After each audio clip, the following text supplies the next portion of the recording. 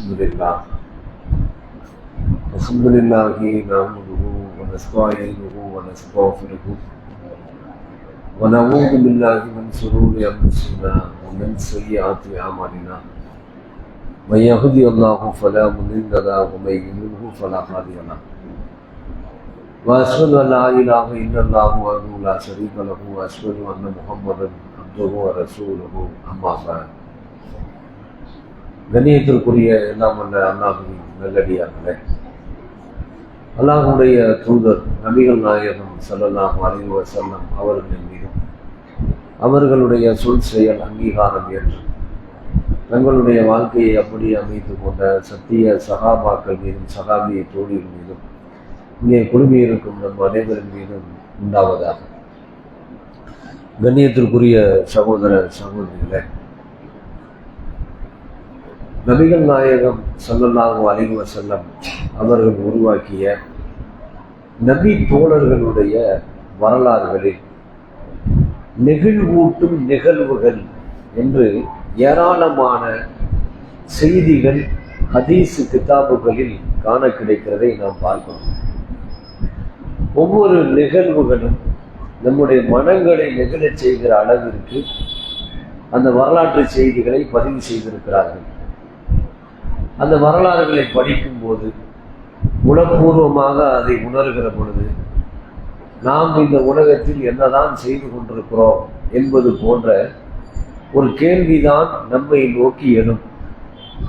சகாபாக்களுடைய வாழ்வியல் வரலாறுகளை படிக்கிற பொழுது நாம் இந்த உலகத்தில் பெரிதாக ஒன்றும் செய்யவில்லை என்பதை நம்மால் புரிந்து கொள்ள முடியும். பெரிய தியாகம் இந்த மார்க்கத்துக்காக செய்யவில்லை என்றாலும் சரி, மனிதன் தன் மீது சுமத்தப்பட்ட கடமைகளை கூட நிறைவேற்றுவதில் பெரும் அலட்சியம் காட்டுகிற காட்சிகளை பார்க்கிறோம்.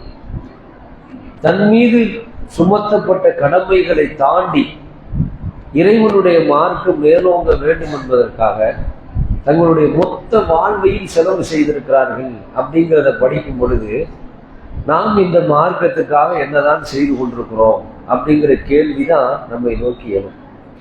நபிகள் நாயகம் ஸல்லல்லாஹு அலைஹி வஸல்லம் காலத்துல அபூ ஹுரைரா ரலியல்லாஹு அன்ஹு அப்படின்னு சொல்லக்கூடிய நபித்தோழர், இது நீங்க புகாரி கிதாப் எடுத்து படித்தாலும் சரி, இல்லை எந்த ஹதீஸ் கிதாபுகளை நீங்கள் எடுத்து படித்தாலும் சரி, இவர் பெயர் இடம்பெறாத ஹதீஸுகள் இருக்காது. அந்த அளவுக்கு நபிகள் நாயகம் ஸல்லல்லாஹு அலைஹி வஸல்லம் அவர்களோடு இருந்து ஏராளமான ஹதீஸுகளை அறிவித்து கொடுத்த ஒரு நபித்தோழர் தான் அபூ ஹுரைரா ரலியல்லாஹு அன்ஹு. நீங்க எந்த பக்கத்துல பிறட்டினாலும் சரி, அபூ ஹுரைரா ரலியல்லாஹு அன்ஹு அவர்கள் அறிவிக்கிறார் அப்படின்னு சொல்லிதான் செய்திகள் என்ன செய்யும், நிறைய இடம்பெறும். இந்த அபூ ஹுரைரா ரலியல்லாஹு அவர்கள் தன்னுடைய வாழ்நாள் முழுவதையும் மொத்தத்தையும் அல்லாஹ்வுடைய மார்க்கத்தை கற்பதற்காக, அதை பிறருக்கு எடுத்து சொல்வதற்காக தன் வாழ்நாள் முழுவதையும் செலவு செய்திருக்கிறார் அப்படிங்கிற வரலாற்றை நம்ம பார்க்கிறோம். இந்த அளவுக்குன்னா ஒரு மனிதன் எந்த அளவுக்கு சிரமப்படுவார் அப்படின்னு சொன்னா, தன்னுடைய வேலைக்கு போகணும், சம்பாதிக்கணும், குடும்பத்தை பார்க்கணும், போக மீத நேரத்துல கல்வி கற்க போகணும் அல்லது கல்வியை கற்பிக்க போகணும். இதுதான் யதார்த்தமான நிகழ்வு. இப்படிதான் சகாபாக்கள் நிறைய பேர் இருந்திருக்கிறாங்க. அபூ ஹுரைரா ரலியல்லாஹு அவர்களை பற்றி சொல்லும் போது என்ன சொல்றாங்க, அபூ ஹுரைரா மட்டும் எப்படி நிறைய செய்திகளை அறிவிக்கிறார் அப்படின்னு சொல்றாங்க. அப்ப அதற்கு அபூ ஹுரைரா அவர்கள் பதில் சொல்கிறார்கள், அவர்கள் எல்லாம் தங்களுடைய குடும்பங்களை காப்பதற்காகவும் விவசாயம் செய்வதற்காகவும் பொருளாதாரம் ஈட்டுவதற்காகவும் சென்று விடுகிறார்கள். நான் பசியும் பட்டினியுமாக கிடந்து அல்லாஹ்வுடைய தூதரோடு இருந்து அல்லாஹ்வுடைய தூதர் அவர்கள் சொல்லுகிற ஒவ்வொரு செய்திகளையும் நான் மனனம் செய்து கொள்கிறேன் அப்படின்னு அவர் சொல்லி காட்டுறாங்க. அப்ப அந்த அளவுக்கு இந்த மார்க்கத்தை கற்றுக்கொள்வதற்காக பெரும் சிரமத்தை மேற்கொண்டவர் யாருன்னா அபூ ஹுரைரா ரலியல்லாஹு அன்ஹு அவர்கள். எந்த அளவுக்கு அப்படின்னு சொன்னா, நபிகள் நாயகம் ஸல்லல்லாஹு அலைஹி வஸல்லம் காலத்துல அபூ ஹுரைரா ரலியல்லாஹு அன்ஹு அவர்கள் அபூபக்கர் சித்திக் ரலியல்லாஹு அன்ஹு அவர்களை சந்திக்கிறாங்க. சந்திச்சு, தோழர் அவர்களே, அல்லாஹ் திருமுறை குர்ஆனில் இப்படி ஒரு வசனம் சொல்லுகிறான் அப்படின்னு சொல்லி ஒரு வசனத்தை சொல்றார். இப்படி ஒரு வசனம் சொல்லுகிறான், அதற்கு பொருள் என்ன, விளக்கம் என்ன அப்படின்னு கேட்கிறாங்க. கேட்டவொன்னே அபூபக்கர் சித்திக் ரலியல்லாஹு அன்ஹு என்ன சொல்றாங்க, அது இப்படி இப்படி விளக்கம் அப்படிங்கிறாங்க. இவர் எதனால் அந்த குர்ஆன் வசனத்துக்கு விளக்கம் கேட்கிறாருன்னா, இவர் பசி தாங்க முடியாம பசியின் காரணமாக இருக்கிறார். தாழ முடியாத பசியின் காரணமாக எனக்கு பசிக்குது சாப்பாடு கொடுங்கன்னு கேட்டா கொடுத்துருவாங்க. அது ஒரு சுயமரியாதை. நம்ம எப்படி போய் பசிக்குதுன்னு சொல்லி சாப்பாடு கேட்கறது அப்படின்னு சொல்லிட்டு ஒரு குர்ஆன் வசனத்தை எடுத்து சொல்லி இதுக்கு விளக்கம் சொல்லுங்க அப்படின்னு சொன்ன உடனே இப்படி இப்படி விளக்கம் அப்படின்னு அபூபக்கர் அப்படின்னு சொல்லிடுறாங்க. அபூ ஹுரைரா அவர்கள் எதிர்பார்த்த செயல் விளக்கம் கிடைக்கல அப்படின்னு சொல்லிட்டு கொஞ்ச நேரத்துல பார்த்தா உமர் ரலியல்லாஹு அன்ஹு வர்றாங்க. அப்ப உமர் ரலியல்லாஹு அன்ஹு அவர்களிடத்துல போய் அபூ ஹுரைரா சொல்றாங்க, அல்லாஹ் குர்ஆன்ல இப்படி சொல்றாங்க, இதுக்கு என்ன விளக்கம் அப்படின்னு கேட்கிறாங்க. அவர்கள் ஒரு விளக்கத்தை சொல்லிட்டு என்ன செஞ்சாங்க, கடந்து போயிடுறாங்க. இந்த பசியின் காரணமாக மயக்கமுற்று தெருவிலே விழுந்து விடுகிறார். தெருவில் விழுந்தா சிலர் அவரை தாண்டியும் செல்கிறார்கள். யாரோ பைத்தியக்காரன் போல் தெரிகிறது என்றும் கூட என்னை தாண்டி சென்றவர்களும் உண்டு அப்படின்னு சொல்லி அவர் சொல்லுகிறார். அப்ப ரசூல் ஸல்லல்லாஹு அலைஹி வஸல்லம் அவர்கள் அபூ ஹுரைராவுடைய தலைமாட்டில் வந்து நின்று அபூஹிர் அப்படிங்கிறாங்க. அந்த மயக்க நிலையில் அவர் கிடக்கும் பொழுது அபூஹிர் அப்படிங்கிறாங்க. அல்லாஹ்வுடைய தூதரே, இதோ கீழ்ப்படிந்தேன், கட்டுப்பட்டேன் அப்படின்னு எதிர்த்து நிற்கிறார். வாங்க, என்ன விஷயம் அப்படி இருக்கிறீங்க? அல்லாஹ்வுடைய தூதரே, குர்ஆனில் இப்படி ஒரு வசனத்திற்கு விளக்கம் கேட்டேன், அபூபக்கர் இப்படி சொன்னாங்க, உமர் இப்படி சொன்னாங்க அப்படின்னு வாங்க அப்படின்னு ரசூலுல்லாஹ் கூட்டு போறாங்க. கூட்டிட்டு போன உடனே ரசூல் ஸல்லல்லாஹு அலைஹி வஸல்லம் வீட்டுக்குள்ள அழைச்சிட்டு போய் அங்க பால் இருக்கிறத பாக்குறாங்க. ஒரு சட்டி நிறைய பால் இருக்கு. அந்த பாலை எடுத்து வச்சுட்டு ரசூலுல்லாஹ் என்ன செய்யறாங்க, நீங்க போய் திண்ணை தோழர்கள் அழைச்சிட்டு வாங்க அப்படின்னாங்க. திண்ணை தோழர் எவ்வளவு பேர் இருக்காங்க? 70 பேர். அதுல ஒருத்தர் தான் இவர். 70 பேர் இருக்காங்க. பால் எவ்வளவு இருக்கு? ஒரு சட்டி இருக்கு. 70 பேரை கூட்டிட்டு வாங்க அப்படின்ன உடனே ரசூல் இவர் என்ன நினைக்கிறாரு, நமக்கு தான் பசின்னு சொன்னோம், பால் இவ்வளவுதான் இருக்கு, ரசூலுல்லாஹ் எல்லாத்தையும் கூட்டு வர சொல்றாங்க அப்படின்னு என்ன செய்யறாரு, சரி இதோ கீழ்ப்படிந்தேன், கட்டுப்பட்டேன், போய் என்ன செய்யறாரு, திண்ணை தோழர்களை பூரா அழைச்சிட்டு வர்றாரு. ரசூல் ஸல்லல்லாஹு அலைஹி வஸல்லம் அவர்கள் அபூ ஹுரைரா கையில அந்த பால் சட்டி எடுத்து கையில கொடுத்து எல்லாத்துக்கும் கொடுங்க அப்படிங்கிறாங்க. எல்லாத்துக்கும் கொடுக்கவா அப்படின்னு சொல்லி அவர் யோசிக்கிறார். யோசிச்சுட்டு என்ன செய்யறாங்க, அப்படியே சரி வரிசையா கொடுக்குறாங்க. எல்லா சகாபாக்களும் பால் அருந்துகிறாங்க. அல்ல அதுல வந்து அற்புதத்தை நிகழ்த்துறாங்க. பால் அருந்துறாங்க.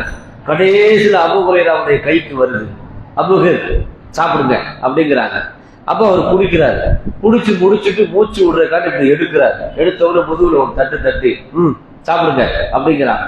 திரும்ப அவர் குடிக்கிறார். திரும்ப ஒரு தட்டு தட்டி சாப்பிடுங்க அப்படிங்கிறாங்க. சாப்பிட்டு அவர் முடிச்சுட்டு 4வது முறையை ரசூலுல்லாஹ் தட்டி சாப்பிடுங்கன்னு சொல்லும் போது, உங்களை தூதராக அனுப்பிய அல்லாஹ்வின் மீது ஆணையா சொல்றேன், இதுக்கு மேல என் வயிற்றுல இடம் இல்லை அப்படின்னு அவர் சொல்லிடுறாரு. அதுக்கப்புறம் மீதம் இருந்த பாலை அல்லாஹ்வுடைய ரசூல் அவர்கள் அருந்தினார்கள் அப்படிங்கிற வரலாறு நம்ம படிக்கிறோம் அப்படின்னு சொன்னா, இறைவன் அந்த உணவுல ஒரு பரக்கத்து செய்தான், அற்புதத்தை நிகழ்த்தினான். ஆனால் தன்னுடைய நாள் முழுவதும் பசியும் பட்டினியுமாக மயக்க நிலையில் செல்கிற அளவிற்கு இந்த மார்க்கம் மேலோங்க வேண்டும் என்பதற்காக பாடுபட்டிருக்கிறார் அப்படின்னு சொன்னா, அது எவ்வளவு பெரிய தியாகம். அந்த தியாகத்தினுடைய உச்சத்தை நம்மால் வடிவமைக்க முடியுமா? முடியவே முடியாது. இன்னைக்கு அபூ ஹுரைரா ரலியல்லாஹு அன்ஹு அவர்கள் சொன்னதுன்னு சொன்னா 5385 செய்தி நமக்கு கிடைச்சிருக்காரு. தன்னுடைய வாழ்நாளை அவர் முழுவதுமாக செலவு செஞ்சார்ல, செலவு செய்து 5385 ஹதீசுகளை நமக்கு அவர் தொகுத்து கொடுத்திருக்கிறார். அதனால இன்னைக்கு உலக அழிவு நாள் வரைக்கும் நம்ம புகாரி எடுத்தாலும் சரி, முஸ்லிம் எடுத்தாலும் சரி, என்ன ஹதீஸ் கிதாபுகளை எடுத்தாலும் சரி, அபூ ஹுரைரா பேர் இல்லாம இருக்கார். அவ்வளவு பெரிய தியாகம். வறுமையிலும் சுயமரியாதை, வறுமையிலும் சுயமரியாதை. அபூபக்கர் யார்? அள்ளி அள்ளி கொடுக்கிறவர் தான், அடிமைகளை விடுதலை செய்கிறவர் தான். உமர் ரலியல்லாஹு அவர்களை சந்தித்து சொல்லுகிறார், அபூ ஹுரைரா சொல்லுகிறார், நான் பசியின் காரணமாக ஒரு திருக்குர்ஆன் வசனத்தை சொல்லி உங்களிடத்தில் விளக்கம் கேட்டேன். அந்த விளக்கத்தை யார் மூலமாக ரப்புல் ஆலமீன் கொடுக்க வேண்டுமோ கொடுக்க வேண்டிய ஆளின் மூலமாக அல்லாஹ் கொடுத்து விட்டான் அப்படின்னு அவங்க சொல்றாங்க. அப்ப அவர் சொல்லுகிறார், அபூ ஹுரைரா, நீங்கள் என்னிடத்தில் கேட்டிருந்தால் உங்களுக்கு உணவளிப்பதை விட ஒரு பெரிய சிறந்த காரியம் ஒண்ணு இருக்கா? இந்த மக்காவிலே சிவந்த ஒட்டகத்தை செலவு செய்வதற்கு சமமாச்சே அப்படின்னு உமர் ரலியல்லாஹு அவர்கள் சொல்லுகிறார். சொன்னா இந்த அளவுக்கு அல்லாஹ்வுடைய மார்க்கம் மேலவங்க பாடுபட்டிருக்கிறார்கள் அப்படின்னு வரலாறு படிக்கும்போது நாம என்ன செஞ்சோம் அப்படிங்கிற கேள்விதான் நம்மகிட்ட மிச்சமாகுது. நபிகள் நாயகம் ஸல்லல்லாஹு அலைஹி வஸல்லம் காலத்துல ஒரு சாயங்காலம் ஒரு 3 மணியை போல டயம், ஆள் அரவம் இல்லாம நடமாட்டம் இல்லாம இருக்கிற ஒரு நேரம் இருக்கும்ல, அந்த நேரத்துல அபூபக்கர் சித்திக் அவங்க வெளியே வர்றாங்க, உமர் ரலியல்லாஹு வெளியே வர்றாங்க. 2 பேருமே வெளியே வர்றாங்க. 2 பேரும் பேசிக்கிட்டு நடந்து வரும்போது பார்த்தா அங்க ரசூல் ஸல்லல்லாஹு அலைஹி வஸல்லம் நடந்து வர்றாங்க. அப்ப இவங்க போய் கேட்கறாங்க, அல்லாஹ்வுடைய தூதரே இந்த நேரத்துல வெளியே வந்திருக்கீங்களே என்ன விஷயம் அப்படின்னு கேட்கறாங்க. அப்ப இந்த நேரம்னு சொன்னா நேரம் தான், இந்த ஆள் அரவம் இல்ல நடமாட்டம் இல்லாத நேரம், இந்த நேரத்துல வந்திருக்கீங்களே அப்படின்னு அவங்க கேட்கறாங்க. நீங்க எதுக்கு வந்திருக்கிறீங்க அப்படின்னு ரசூலுல்லா கேட்கறாங்க. எப்படி பேசிக்கிறாங்க பாருங்க, நீங்க எதற்காக வந்திருக்கிறீர்கள்? அப்ப 2 பேரும் சொல்றாங்க, அல்லாஹ்வுடைய தூதர் அவர்களே, பசியின் காரணமாக வீட்டுல இருக்க முடியல, அதான் காலார இப்படி நடக்கலாம்னு வந்தோம் அப்படின்னு அவங்க 2 பேரும் சொல்றாங்க. அப்ப ரசூல் ஸல்லல்லாஹு அலைஹி வஸல்லம் ரொம்ப அழகா சொல்றாங்க, நீங்க எதுக்கு வந்தீங்களோ அதுக்கு தான்ப்பா நானும் வந்தேன் அப்படிங்கிறாங்க. அகிலத்தின் தூதரே உணவில்லாமல் காலார நடந்து விட்டு செல்லலாம் என்று வெளியில் வந்தார் அப்படின்றத படிக்கிறோம். எவ்வளவு பாருங்க. அப்படியே 3 பேர் சேர்ந்து என்ன செய்யறாங்க, ஒரு அன்சாரி தோழருடைய வீட்டுக்கு போறாங்க. போனா அவர் இல்ல, அவங்க மனைவி இருக்கிறாங்க. அஸ்ஸலாமு அலைக்கும் சொன்ன உடனே அந்த அம்மாவுக்கு கையும் ஓடல காலு ஓடல. இன்னைக்கு மதீனாலே நாங்க தான் ரொம்ப முக்கியமான ஆளு, வாங்க அப்படின்னு உட்கார சொல்லிட்டு குடுக்குடுன்னு அந்த அம்மா வீட்டுக்குள்ள ஓடி போய் ஒரு பேரிச்ச கொலையை எடுத்து கொண்டாந்து வச்சு கொஞ்சம் தண்ணி எடுத்து வச்சு சாப்பிடுங்க அப்படிங்கிறாங்க. அப்ப ரசூல் ஸல்லல்லாஹு அலைஹி வஸல்லம், உங்கள் கணவர் எங்க? அவர் தண்ணீர் எடுக்கிறதுக்காண்டி போயிருக்கிறாரு அப்படின்னு சொல்லி முடிக்கிறாங்க. அவர் தண்ணி எடுத்துட்டு வந்துட்டார் வாசலுக்கு. வந்தவருக்கு கையும் ஓடல காலு ஓடல, தண்ணி கூடத்தை கீழே இறக்கி வச்சுட்டு இன்னைக்கு மதீனாவிலே நான் தான் முக்கியமான ஆளு அப்படின்னு சொல்லிட்டு அவர் பங்குக்கு குடுக்குடுன்னு உள்ள ஓடி போய் கொஞ்சம் பேரிச்சம்பழத்தை எடுத்து வச்சு கொஞ்சம் தண்ணியை கொண்டாந்து அவர் வைக்கிறார். வச்ச நிமிஷத்துல ஒரு கத்தி எடுத்துட்டு வேகமா ஓடுறார். ரசூலுல்லாஹ் நிப்பாட்டாங்க. பால் கொடுக்கிற ஆட்டையோ மாட்டையோ அறுக்கிறார். ஒரு தூதரின் சமின்மை எவ்வளவு அழகா இருக்கு பாருங்க. அல்லாஹ்வுடைய ரசூல் விருந்தினர்களை கண்ணியப்படுத்தணும் அப்படிங்கிற வார்த்தை மார்க்கத்துல இருக்குது. நீ அல்லாஹ்வை நம்புகிறையா, மறுமையை நம்புறியா, விருந்தினர்களை கண்ணியப்படுத்து அப்படின்னு அல்லாஹ்வுடைய ரசூல் அவங்க சொன்னாங்க. ஆனா இன்னைக்கு விருந்துக்கு அழைக்கிறதே ரொம்ப குறைவு. அந்த விமர்சனத்துக்குள்ள அப்புறம் போவோம், அதெல்லாம் நம்புவோம். அப்ப அந்த கத்தி எடுத்துட்டு வேகமா போன உடனே டக்குனு ரசூலை எப்படி நிறுத்துறாங்க, பால் கொடுக்கிற ஆட்டையோ மாட்டையோ அறுக்கிறாதீங்க அப்படின்னா அது கண்டு குட்டி, அந்த ஆட்டுக்குட்டி உணவில்லாமல் தவித்து போகும் என்று கவலைப்பட்ட அகிலத்தின் தூதர் அல்லாஹ்வுடைய ரசூல். அப்ப அவ்வளவு பசியா பட்டினியா வறுமையா வாழ்க்கையை அவர்கள் எதிர்த்து போராடி இந்த ஏகத்துவத்தை நிலைநிறுத்தியிருக்கிறார்கள் அப்படிங்கிற அந்த வரலாறுகளை படிக்கும் பொழுது நம்முடைய உள்ளங்களை எல்லாம் அது ஒரு கேள்வி கேட்குதுல்ல, நீ என்ன செஞ்ச என் மார்க்கத்துக்காக? ரப்புல் ஆலமீன் கேட்பான்ல, என் தூதரின் வரலாறு உன்னை வந்து அடையவில்லையா?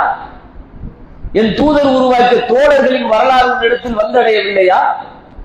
அதை ஏன் நீ படிக்காது விட்டாய்? ஏன் நீ அறியாமல் விட்டாய்? எத்தனை சொற்பொழிவுகளில் பேசினார்கள், ஏன் கேட்காமல் விட்டாய்? என்னுடைய மார்க்கத்துக்காக இந்த உலகத்தில் நீ என்ன செய்தாய்? ரப்பு கேட்பான். அவனுடைய மார்க்கத்துக்காக நாம் என்ன செய்தோம்? என் மீது சுமத்தப்பட்ட கடமையை நான் என்ன செய்தேன்? என் மீது சுமத்தப்பட்ட கடமையை நான் என்ன செய்தேன்? அல்லாஹ்வுடைய ரசூல் அவர்கள் சொல்லுகிறார்கள், உங்களில் ஒவ்வொருவருமே பொறுப்பாளிகள், உங்களுடைய பொறுப்பு குறித்து விசாரிக்கப்படுவீர்கள் அப்படின்னா. பொறுப்பு இல்லாத மனிதன் உலகத்தில் கிடையவே கிடையாது. தன் உடலை காப்பது கூட ஒரு பொறுப்பு. நபிகள் நாயகம் ஸல்லல்லாஹு அலைஹி வஸல்லம் காலத்துல ஒரு நபித்தோழர் பகல் முழுவதும் நோன்பு நோற்பார், இரவு முழுவதும் நின்று வணங்குவார். அவருடைய வீட்டுக்கு ஒரு நபித்தோழர் வருகிறார் விருந்துக்காக. அல்லாஹ்வுடைய ரசூல் அவர்கள் அந்த ஹிஜ்ரத் பண்ணி மதீனாவுக்கு வந்தவுடனே இரண்டு சகோதரர்கள், ஒரு அன்சாரி ஒரு முஹாஜிர், 2 பேரை சேர்த்து வைக்கிறாங்க. அப்ப அவர் வீட்டுக்கு போகும்போது மனைவி பார்க்கறாங்க, ரொம்ப அலங்கோலமா இருக்கிறாங்க. என்னம்மா இப்படி இருக்கிறீங்க? உங்களுடைய தோழருக்கு என்னிடத்தில் எந்த தேவையும் இல்லை அப்படிங்கிறாங்க. அப்படின்னா என்ன அர்த்தம்? பகல் முழுவதும் நோன்பு வைப்பார், இரவு முழுவதும் நின்று வணங்குவார், குடும்ப வாழ்க்கையை சேர்ந்து வாழ மாட்டார். உடனே அன்னைக்கு அவர் என்ன செஞ்சாரு? அவர் எழுந்து நின்று வணங்க ஆரம்பிச்சார். இவர் பக்கத்துல உட்கார்ந்தவர் படுத்து தூங்கு அப்படின்னார். நான் தொழுக போறேன், தொழுகலாம், டைம் இருக்கு, உட்காரு அப்படின்னு உட்கார வச்சுட்டார். அவருக்கு ஒரே இதா போச்சு, கஷ்டமா போச்சு. ஏன்னா நம்மளை தொலை விடாம இருந்தாலும் தொல்லை பண்றாங்க அப்படின்னு. காலையில எந்திரிச்சு 2 பேர் அதிகாலையில தகச்ச தொழுறாங்க. நான் நோன்பு வைக்க போறேன்னாரு. சாப்பிடு என் கூட உட்கார்ந்து அப்படின்னாரு. இல்ல நான் நோன்பு வைக்க போறேன், நீங்க சாப்பிடுங்க, நீ சாப்பிட்டாதான் நான் சாப்பிடுவேன். உடனே உட்கார்ந்து அவரு சாப்பிட்டார். அல்லாஹ்வுடைய ரசூலிடத்தில் வந்து புகார் செய்தார், நீங்கள் என்னோடு இணைத்து விட்ட இந்த ஆள் சரியில்லை, என்னை தொலை விட மாட்டேங்கிறார், நோன்பு வைக்க விட மாட்டேங்கிறார் அப்படின்னு உடனே நீங்கள் சரியாக செய்தீர்கள் அப்படின்னு அந்த சகாபிய சொன்னாங்க ரசூலுல்லாஹ். ஒவ்வொரு மனிதனுக்கும் அவன் மீது உள்ள கடமை இருக்கு. கண்ணுக்கு செய்யற கடமை, காதுக்கு செய்யற கடமை, மூக்குக்கு செய்யற கடமை, வயிற்றுக்கு செய்யற கடமை, உடம்புக்கு செய்யற கடமை, மனைவிக்கு செய்யற கடமை, பிள்ளைகளுக்கு செய்யற கடமை, குடும்பத்துக்கு செய்யற கடமை, உறவுக்கு செய்யற கடமை, இதெல்லாம் இருக்கு. நான் என்ன துறவர மார்க்கத்தையா கொண்டு வந்திருக்கேன் அப்படின்னாங்க ரசூலுல்லாஹ். நான் அல்லாஹ்வுடைய மார்க்கத்தை கொண்டு வந்திருக்கிறேன், துறவரத்தை கொண்டு வரலை அப்படின்னாங்க. அப்ப ஒவ்வொரு மனிதனும் தன் மீது சுமத்தப்பட்ட பொறுப்பு கடமைகளில் கூட பெரும் அலட்சியம் காட்டுகிறனாலதான் நம்ம இந்த அளவுக்கு மோசமான சமுதாயமா இருக்கும். ரொம்ப பின்னடைவு மிக்க ஒரு சமுதாயமா இருக்கு. எதனால? நான் எனக்கு என்ன செய்ய வேண்டும் என்பதே எனக்கு தெரியலையே. பெரும்பாலும் இன்னைக்கு இளைஞர்களுக்கு என்ன பெரிய பேராசை, நல்ல சங்கிலி வாங்கி போடணும். இந்த செல்போன்ல கண்டுபிடிக்கிற காலத்துக்கு முன்னாடி தங்க மோதிரம் போட்டுக்கிட்டு திரிவாங்க, தங்க சங்கிலி போட்டுக்கிட்டு திரிவாங்க, பட்டு வேட்டி பட்டு சட்டை போட்டுக்கிட்டு திரிவாங்க. ரெண்டுமே ஹராம். தங்க ஜங்கிலி ஹராம், தங்க மோதிரம் ஹராம், பட்டு வேட்டி பட்டு சட்டை ரெண்டும் ஹராம். இந்த ரெண்டையும் போட்டுட்டு மினுக்கிட்டு சுத்துவாங்க. இப்ப என்ன, தங்க ஹராம்னு தெரிஞ்சிருச்சு, பட்டு வேட்டி பட்டு சட்டை போடக்கூடாது. பெரிய பிரேஸ்லெட் வெள்ளியில, இங்க ஒரு பிரேஸ்லெட், இங்க ஒரு பிரேஸ்லெட், இங்கிட்ட 5 இங்கிட்ட 5 மோதிரம், ஒரு பெரிய செல்போன், ஒரு பைக்கு, இவ்வளவுதான் வாழ்க்கை. அற்ப சொற்ப வாழ்க்கை 1 லட்சம் ரூபாயில முடிஞ்சிச்சு. ஒரு இளைஞரின் வாழ்க்கையினுடைய மொத்த தொகை எவ்வளவு? 1 லட்சம் ரூபாய். 3 நேரம் சாப்பாடு வீட்டுல ஆட்டோமேட்டிக்கா கிடைக்கும், ஒரு பிரச்சனையும் கிடையாது. போனா சாப்பிடுவாங்க, சாப்பிடுவாங்க, கூப்பிட்டு போடுவாங்க சாப்பாடு, சாப்பிட்டாது போய் ஊர் சுத்துப்பா அப்படின்னு சொல்லுவாங்க. அதான் இன்னைக்கு நிலைமையை பார்க்கிறோம். அப்ப என்ன, நம்ம சமுதாயத்தினுடைய விழிப்புணர்வு அடைந்திருக்கிறோம். நம் மீது சுமத்தப்பட்ட கடமைகளை உணராதவன் ஒரு மனிதனா? என் மீது சுமத்தப்பட்ட கடமையை உணராதவன் ஒரு மனிதனா? அவன உலகத்துல என்ன சொல்லுவாங்க, அவனுக்கு துணுக்கு தண்ணி தெளிச்சு விட்டா சொல்லுவாங்க அந்த காலத்துல பெரியவங்க. அது அவ்வளவுதான், தருதல வீட்டுக்கு அடங்காதது ஊருக்கு தான் அடங்கும் அப்படின்பாங்க. அப்ப இதெல்லாம் நாம் ஆழமாக நம்முடைய நிலைமைகளை சிந்தித்து பார்க்க வேண்டும், நம்முடைய வளர்ச்சிகளை சிந்தித்து பார்க்க வேண்டும். நாம் இந்த மார்க்கத்திற்காகவும், நமக்காகவும், நம்முடைய குடும்பத்திற்காகவும், நம்ம சமுதாயத்திற்காகவும் நாம் என்ன செய்கிறோம் என்பதை ஒவ்வொருவரும் சிந்தித்து பார்க்க வேண்டும். சஹாபாக்கள் சிந்தித்தார்கள், வாழ்வை செலவு செய்தார்கள், உயிரை பணயம் வைத்தார்கள், சொத்துக்களை இழந்தார்கள், அல்லாஹ்வுடைய மார்க்கத்தை மேலோங்க செய்தார்கள். நாம் முஸ்லிம்கள் என்று சொல்லி கண்ணியமாக சொல்லி தருகிறோம். நாமெல்லாம் யாரு? முஸ்லிம்கள் என்று சொல்லி கண்ணியமாக சொல்லி தருகிறோம். நாம் முஸ்லீம் என்று சொல்வதற்கு பின்னால் ஒரு பெரும் தியாகம் இருக்கிறது என்பதை நாம் நினைத்து பார்த்து நம்முடைய வாழ்வியலை அமைத்துக் கொள்ள வேண்டும். அப்படிப்பட்ட நல்ல மக்களாக அல்லாஹ் ரப்பல் ஆலமீன் உங்களையும் நம்மையும் ஆக்கி அருள் புரிவானாக என்று கூறி என்னுடைய உரையை நிறைவு செய்கிறேன். வாஹிருதவான அல்ஹம்துலில்லாஹி ரப்பில் ஆலமீன். அஸ்ஸலாமு அலைக்கும் வரஹ்மத்துல்லாஹி வபரகாத்துஹு. சுப்ஹானக்கல்லாஹும்ம வ பிஹம்திக அஷ்ஹது அல்லா இலாஹா இல்லா அன்த அஸ்தக்ஃபிருக வ அத்தூபு இலைக். அஸ்ஸலாமு அலைக்கும்.